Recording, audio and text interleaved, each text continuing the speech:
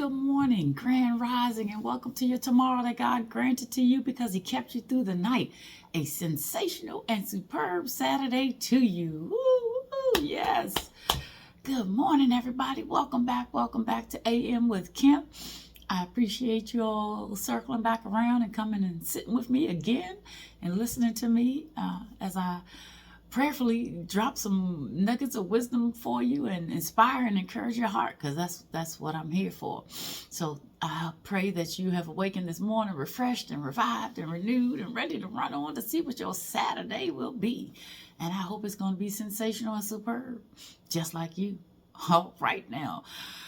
All is well on my side of town. I hope all is well on your side of town, on your side of the world, and that all is well in your mind, body, and in your spirit. So, yeah, I had a good birthday week. It was blessed. I'm grateful to be here, and I'm looking forward and excited to know what chapter 55 and beyond has in store for me.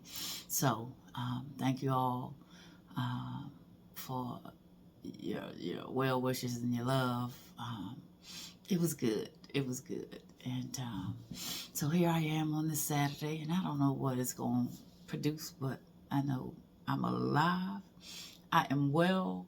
I'm in the land of the living, and I got one more chance to get it right. I got one more chance to run on to see what my Saturday will be and the next phase of my life will be. So glory to God. I hope you are excited this morning, and I hope you are going to do whatever it is you want to do or need to do today. So, and I hope in all that you do today that you will take care of yourself and that you will make yourself a priority. So that is my wish and my prayer for you. So I ain't gonna hold you long. I'm not, because I got to run an errand and I got to get to choir rehearsal. So I'm trying to maximize my time this morning. So let's jump into this motivational moment very quickly. And and then I ain't going to hold you, and I'm going to let you do what you do. And then you can circle back around this evening for PM with Kim for my Saturday sermonette. And we'll get you warmed up for Sunday. How about that? All right, so let's jump into this motivational moment. It reads, the calmer you are, the clearer you think. Let your decisions come from a place of peace, not from reaction. That is so very important. Our decisions need to come from a place of peace and not reaction, because people will press your buttons. People will push you to the edge. People will sometimes do things because they know they can get a rise out of you or want to see a rise out of you. And we have to learn to pause for the cause, breathe, smile, and let it lay. Let it lay so that your decisions are based on, not based on emotion, but based on sensibility. And because we can be provoked and we can be pushed, and if we respond in that frame of mind, in that attitude, then chances are the way we respond is not going to yield the best results. So it's best that we learn to remain calm. And I tell my students this all the time, especially in high stress, high tense situations. You got to remain calm. You got to remain level-headed, because if you're reactionary, you're not going to process properly. Thus, your decisions that you make according to that are not going to be the best, and especially if you're in something tragic. And I think about, and I never ever want to have to be in a school situation where there's a serious something that's life-threatening. And but I trained my students. I was like, what y'all gonna have to do is learn to be calm in things now. Make it a practice of who you are, so that later on, when you have to exhibit a sound mind, and wise decisions based on being calm, you'll be able to do it. Because you have to be smart. Because I tell my students all the time, if something happens and there's a active shooter or there's something else, you're gonna either have to trust me or I'm gonna leave you. I'm honest, because They have given us they used to say buckle down, barricade, and whatever. So the directive now is, and well, I ain't need them to tell me this, because if anything go down and I can get out, I'm leaving. So that's the protocol. They say if you can get out and you can run, go. And I tell my students all the time at the beginning of the year, I have a sound mind. I can think under pressure. If something goes down and we gotta go, you're gonna have to trust me and follow my lead. Or if you scared and you stuck, lock the door behind me. I'm gone. I'm serious. Like, I'm so serious. And I tell the kids that I will leave you here. If you're afraid and you stuck, because when you're afraid, you get paralyzed. So you got to learn to be, take the fearful aspect and let that be your adrenaline, and then think as calmly as you can under pressure. Because if you don't, the decisions that you make that follow are going to probably not be the best result. So in every aspect of your life, you got to learn to stay calm. You got to learn to stay calm in your interactions with your children. They may ruffle your feathers. They may say something to cut you to your core. They may want to make you lay hands on them, but you have to remain calm so that the decisions that you make will be wise. Because sometimes if you can say things, you can't take them back. You do things, you can't take back the result of what you do and how it affects the people that you're doing it to. So you got to remain calm, especially as parents. Got to remain calm as spouses and as mates. You got to learn to be calm, because everything you do reactionary will have a lasting result. And typically, if it's not done in calm and it's not done in a level head, sound mind with prudence and wisdom, the result is going to be negative, or it's going to have a negative impact that lasts for a while. So on your job, remain calm. You might want to punch your supervisor in the throat, but you can't do that. You got to remain calm. You got to make sound decisions. You got to think before you react. Let's be proactive so that we don't have to be reactive. And so if we're proactive, we're thinking in advance. We're trying to be one step ahead. We're thinking of, okay, if I do this, this is what's going to happen. This is what's going to potentially happen. And weigh out things before you do them. And the only way you can do that is if you're calm, if you're level-headed, if your mind is focused. But if you are reactionary, it's just going to cause more problems and more stress. So when you get those text messages and you want to fire off, don't. Put it away. Close it away. Try not to even think on it. Pray about it. Lord, I need you to give me peace in this. I need you to give me the right words to say, if there are any words to say. And give me peace with this. Let this anger go. Let this bitterness go. Let whatever feeling I'm feeling as a result of this text message or this email, let it go before you respond. Do not respond reactionary, because it will have a domino effect. It's not going to just be that one response, because then it's going to be another thing, and then another thing, and then another thing. And it's just going to go downhill quickly. When you're having conversations with people and you want to react, think about it. Is it worth it? Are they even going to receive it? Because chances are, if you're in a push-pull situation and the tensions are high and all of that, whatever you say in response to whatever somebody says or does to you, it's not going to go, or it's not going to fall on ears that hear or a heart that hears, because they're already in a state of stress.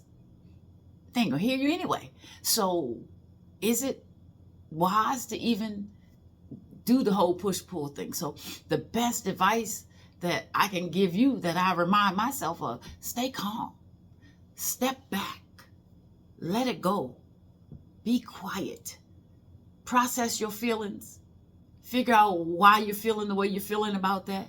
Because the way you're feeling about something, it might have triggered something in you that ain't had nothing to do with that situation, but it's got something to do with something that triggered in the past. So being mindful of why we feel the way we feel about certain things, and then responding accordingly, and response that is according to ending up in, so that you have a place of peace, is calm. And sometimes it's nothing. Sometimes it's silence. Sometimes it's prayer and meditation so that you can be okay and come through it. But we have got to learn to stay calm, to not be reactionary, to try to think proactively in every situation how the outcome will be if I do this or say this. If I do this or say this, what is the outcome going to be? And being prudent and wise and having a sound mind in things that you're encountering. And guess what? At the end of the day, when it's all said and done, you're protecting your peace. You're protecting your peace, and that's the most important thing, because you got to be okay. Because chances are people going to say and do and act the way they act. They're going to be sitting in it for 5 minutes while it's brewing, and then they're going to roll on, and they okay, and you over here sitting in it and festering in it and stewing in it and feeling some kind of way. Learn to let some things go. If they don't serve you, let it go. Pray. Ask God to give you the peace about it. And if you need to come back to it, circle back around to it to have an adult conversation at the time where you can have an adult conversation, then you do. And then sometimes you just let things go and you learn. Okay. And you adjust accordingly. Okay. Because I say it all the time, and I continue to say, half of the battle for me is knowing. Show me who you are, I believe you. I'm going to still love you. I'm going to still be good to you. I'm going to still be kind, but I ain't going to be no fool. So please adjust how you respond, because that is where you either are okay or you just in distress. And that in distress causes stuff in your body, your mind, your body, and your spirit to just throw you off. And it's not good. It's not healthy. And so learn to face things in calmness. Learn to process whether things even need a response or not. And then give things time so that you are not reactionary, but you are proactive in sorting things out and figuring things out so that the outcome that you desire, the best outcome that you desire, will be met because you didn't react. And you let calm and peace be your focus. Because that's the most important. You got to protect your peace. You got to protect yourself, your health, your mind, body, and spirit, your mental health, your spiritual health, your physical health. All of those things are important, and they're all tied into how you handle situations. And it'll either work in your favor or it'll work against you. So take your time. Slow walk stuff. It's a microwave generation I know that we live in, but slow walk it.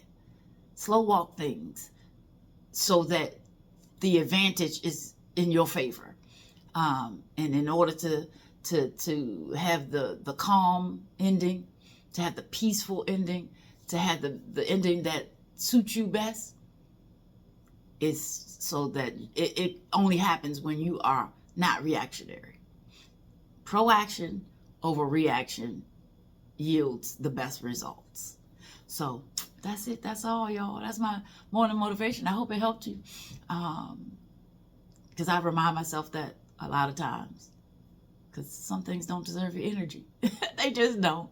And my peace is important. My peace is priceless. Everybody that knows me knows that that's one of my mantras. I got a bunch of them. But my peace is priceless. Your peace should be priceless. Don't allow anybody to steal it, to kill it, to walk over it. You just adjust accordingly so that you are caring for yourself unapologetically. All right, y'all. Go and be sensational and superb. Be good to somebody today. Be gracious, be kind, extend a helping hand, do a good deed. And all of those things don't cost you any money. They only cost you a little bit of time and compassion. So everybody, be good to somebody today. Be the reason why somebody smiles today. And I hope somebody makes you smile today. And while you're being good to everybody else, please do not forget to be good to yourself, because you cannot pour from an empty cup. You must take care of yourself, mind, body, and spirit. And it is important to prioritize yourself unapologetically. It is not selfish. It is self-care. I need you to take care of yourself. And when you're doing that, one of the ways you're doing that is you're speaking life over yourself. Change your words, change your thoughts, and then your actions will follow. Speak life over yourself. Watch the words that come from your mouth. Make sure they are affirmative words over your mind, body, and spirit. And then make sure you're speaking life over everybody that you encounter today. And then if you encounter anybody that does not want to speak life over you, move away. Rebuke it in the name of Jesus. Let them go that way, you go that way, or they go this way, you go that way. Whatever way, get away from that spirit, that energy. And then spread love. Spread love in the midst of darkness. Be a light in this dark world. Spread love any way, shape, or form that you can. Be a blessing to somebody today, small, medium, big. You have the power to change your atmosphere, to change your interactions with people. And that changes because your light shines, because your love goes forth. And that is how we change the world. And then be open to genuinely receiving the love back that people want to give to you, because that fills your bucket, that fills you up, so that you can then again pour back out into people. Let your light shine today. Let it shine so brightly that the darkness will either flee or it will be drawn in and changed to light. So go and be sensational. Go and be superb. Be better today than you were yesterday. That's my charge to you every day. That's your competition. You, me, we are our own competition. All we need to do is let our love shine, spread our love, let our light shine brightly, and be better every opportunity that we can get. So be better today than you were yesterday. Go and be sensational. Go and be superb. I pray that your day is just that, sensational and superb, and that you do whatever it is you need to do for yourself today. So go and have a blessed and beautiful day on purpose. And don't forget me in the PM with Kim, for our Sunday warm-up, the Saturday sermonette. I'm going to bring you something. Lord willing. He uses me every day. He's going to use me today too. So God bless you. Peace and blessings from my heart to yours. I love you. I love you. I love you. Go be sensational. Go be superb. And let the Lord use you today, because he is good. And it is going to be well with your soul. All right. See you this evening.